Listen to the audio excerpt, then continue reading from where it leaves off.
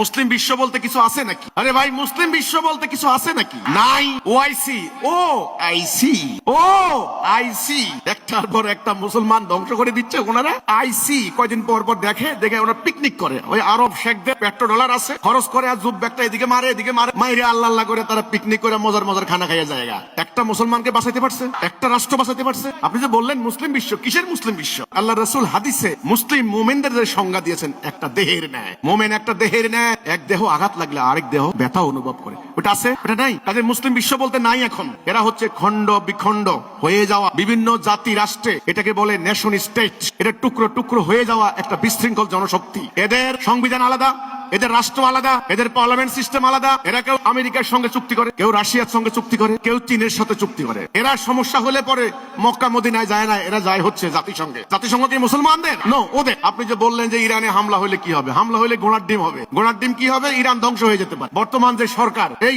সরকার পতন হয়ে যেতে পারে।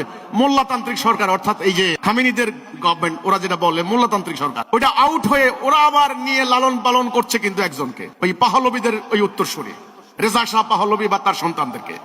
ওদেরকে যত সময় নামাই দিবে, এটাই তো রাজনীতি। এটাই তো রাজনীতি নাকি? এর মধ্যখানে লক্ষ লক্ষ ইরানি উদ্বাস্ত হয়ে যেতে পারে, মরে যেতে পারে, ইরান রাষ্ট্রটা শেষ হয়ে যেতে পারে। তো এইভাবে শেষ হবে, ঐক্যবদ্ধ হওয়া ছাড়া আসলে বাঁচতে পারবেন না।